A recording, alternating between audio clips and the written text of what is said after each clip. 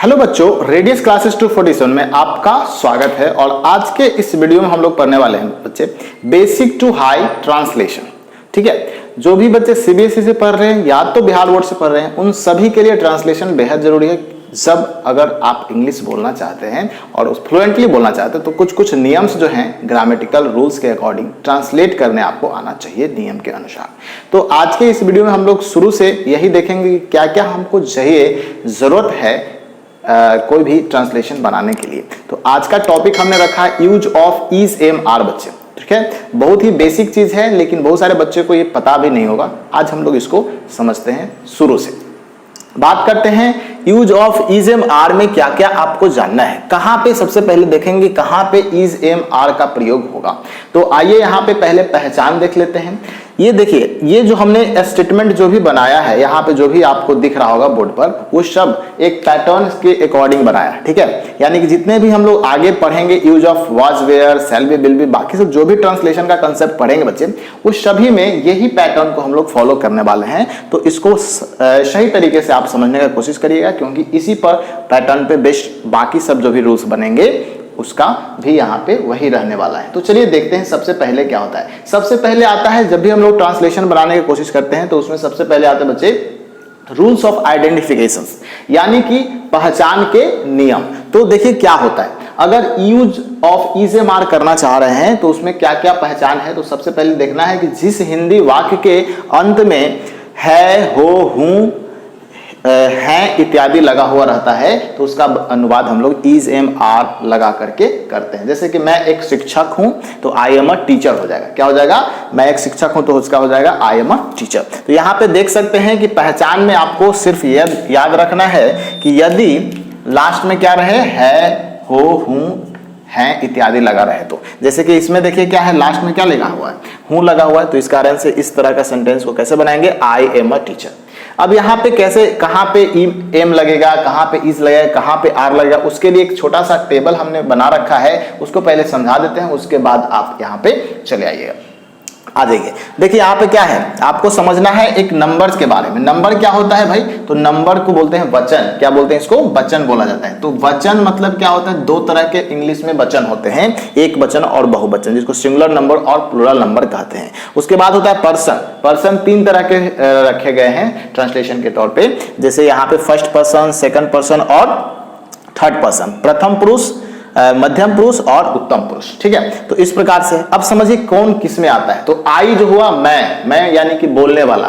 First person क्या होता है, वो होता है जो बोलता है। तो जैसे मैं बोलो, मैं हूं तो मैं क्या हूं, एक तरह से फर्स्ट पर्सन। हम लोग, तो ये भी क्या हो गया, फर्स्ट पर्सन। तो आई जहां भी रहेगा बच्चे वहां पे आप एम लगाओगे। आई के जगह पे क्या लगाएंगे, एम, और वी मतलब होता है हम लोग, इसके साथ लगाते हैं हम लोग आर। ठीक है, उसी तरह से सेकंड पर्सन में आते हैं तो यू मतलब होता है या तो आप हो जाएगा या तो तुम हो जाएगा। आप या तो तुम, ये दोनों रहता है तो उसके केस में आप आर लगाते हो। और यहाँ पे आप लोग अगर आ जाता है, जैसे आप लोग हो गया, ठीक है, तुम लोग हो गया, उन सभी के साथ हम लोग लगाएंगे आर, यानी कि प्लूरल नंबर में यू के साथ आर लगेगा, यू के साथ आर लगेगा, आई के साथ एम, बी के साथ आर। उसी तरह से ही, सी, इट, यानी कि third person singular number. Third person कैसा नंबर, सिंगुलर नंबर में अगर देखा जाए तो ही, सी, इट के साथ इज का प्रयोग लगता है। ठीक है, ही मतलब वह पुरुष के लिए होता है, सी मतलब स्त्री के लिए, और इट मतलब कोई छोटे से वस्तु के लिए या तो छोटे से जीव जंतु के लिए, जैसे चिड़िया वगैरह हो गया, उसके लिए इज लगता है। तो इन सभी में क्या लगाएंगे बच्चे, तो इज लगाएंगे। साथ साथ अगर देखो द बॉयज है, बहुत सारे लड़के हैं, द गर्ल्स है, यानी कि प्लूरल नंबर में जैसे ही आ जाता है, या तो दे मतलब वे लोग होता है, इन सभी के साथ आर का प्रयोग होता है। तो आई होप ये टेबल आपको सही तरीके से समझ में आ गया होगा कि किसके साथ कौन सा लगता है। ट्रांसलेशन में इन्हीं शब्दों का इस्तेमाल होता है। ये जो जितने भी हम लोग नंबर यानी कि सब्जेक्ट जो देखेंगे उन सभी में I, we, you, he, she, it, या तो द बॉयज, द, दे, ये सब आता है। इन सभी के साथ हम लोग ये प्रयोग करते हैं, इज एम आर लगाते हैं। ठीक है, तो ये अगर समझ में आ गया तो अब यहाँ पे आ जाते हैं बनाने का नियम पे आ जाते हैं। जब भी ट्रांसलेशन में कोई सब सेंटेंस को ट्रांसलेट करना होता है, इंग्लिश हिंदी तो इंग्लिश, तो उसके लिए आप देखिए यहाँ पे क्या है, सबसे पहले आप सब्जेक्ट लगाते हो, इज एम आर लगाते हो, उसके बाद आप ऑब्जेक्ट लगाते हो, ठीक है। यानी कि सब्जेक्ट वो होता है जो डूअर होता है सेंटेंस में, जो काम करने वाला होता है। जैसे मैं खाता हूं, तो मैं क्या हूं, एक सब्जेक्ट हूं, क्योंकि यह काम कौन कर रहा है, खाने का काम मैं करूं। मैं एक लड़का हूं, मैं एक शिक्षक हूं, मैं एक स्टूडेंट हूं, तो कौन है, मैं, हम लोग, तुम लोग, आप लोग, ये सब जो भी है वो सब के सब सब्जेक्ट में आता है।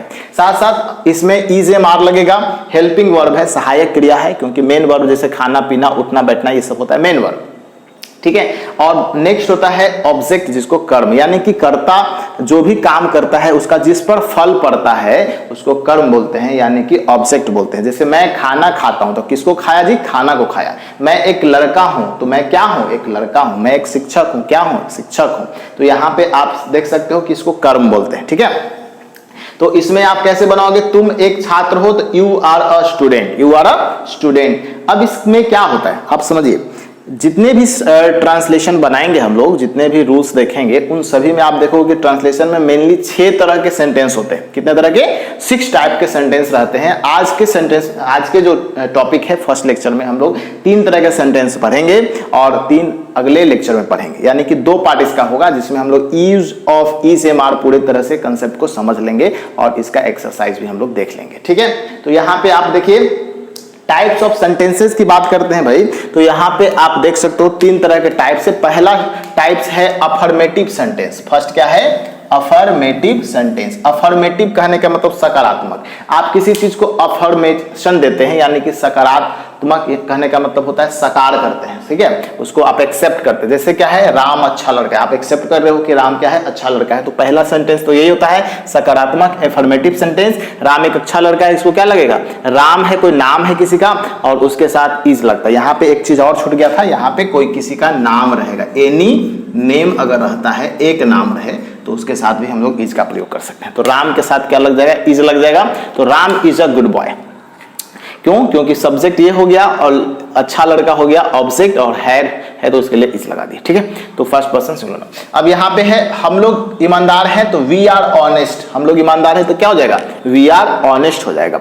निगेटिव सेंटेंस में आते हैं, नकारात्मक वाक्य में इसका स्ट्रक्चर होता है। स्ट्रक्चर आपको सभी का याद रखना है। स्ट्रक्चर है subject plus is am are plus not plus object, यानी कि राम अच्छा लड़का अगर नहीं है, यहाँ पे नकारात्मक मतलब नकार रहे हैं, आप उसको एक्सेप्ट नहीं कर रहे, डिनाई कर रहे हैं, तो उसके केस में आप इसको क्या करोगे, राम अच्छा लड़का नहीं है तो Ram is not a good boy. Structure के हिसाब से सब्जेक्ट पहले रहेगा, सबसे पहले क्या होगा, सब्जेक्ट होगा, उसके बाद आपका क्या होगा, इज एम आर लगेगा और फिर उसके बाद नॉट लगेगा, फिर लास्ट में ऑब्जेक्ट होगा, ठीक है। तो यहाँ पे आप देख सकते हो राम अच्छा लड़का नहीं है तो राम सब्जेक्ट है तो राम लगा दिए, इसके राम के साथ इज एम आर लगता है, इज लगता है, ठीक है, फिर नॉट लगा दिए, फिर अ गुड बॉय लगा दिए, ठीक है। उसी तरह से हम लोग ईमानदार नहीं है तो वी आर नॉट ऑनेस्ट, हम लोग क्या है, ईमानदार नहीं है तो वी आर नॉट ऑनेस्ट, ठीक है।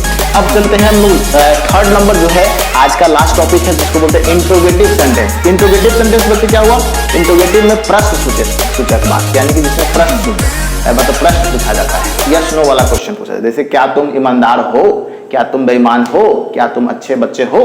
तो यहाँ पे ये सब जो भी सेंटेंस आएंगे वो सब आपका इंट्रोगेटिव में आएगा, यानी कि प्रश्न सूचक वाक्य इसको बोलते हैं। जैसे is am are plus subject plus object में यहाँ पे स्ट्रक्चर इसका होगा, पहले इज एम आर लगा देंगे, उसके बाद सब्जेक्ट लगाएंगे, फिर ऑब्जेक्ट लगाएंगे और देन आफ्टर लास्ट में हम लोग क्वेश्चन मार्क्स जरूर डालेंगे, ठीक है। जैसे क्या राम अच्छा लड़का है तो is Ram a good boy, क्या हम लोग ईमानदार हैं तो आर वी ऑनेस्ट। यहाँ पे सिंपल देख लेना है कि इज एम आर को पहले लगा देना है, उसके बाद सब्जेक्ट लगा देना, उसके बाद ऑब्जेक्ट, फिर क्वेश्चन मार्क्स लगा देना है। तो इस प्रकार से आप देख पाओगे कि इंट्रोगेटिव सेंटेंस का स्ट्रक्चर क्या होता है। तो 3 तरह के सेंटेंस हम लोग आज के वीडियो में पढ़ लिए, 3 और जो सेंटेंस है उसको अगले क्लास में पढ़ेंगे, अगले लेक्चर में पढ़ेंगे, और उसके बाद कुछ इंपॉर्टेंट जो होगा सवाल होगा इससे रिलेटेड, जिसको हम लोग ट्रांसलेट करने का कोशिश करेंगे। तो उम्मीद है बच्चों ये आज का वीडियो आपको पसंद आया होगा, और ऐसे वीडियो और चाहिए आपको तो हमारे चैनल को सब्सक्राइब कीजिए, और हो सके तो इस वीडियो को अपने दोस्तों के साथ शेयर कर दीजिए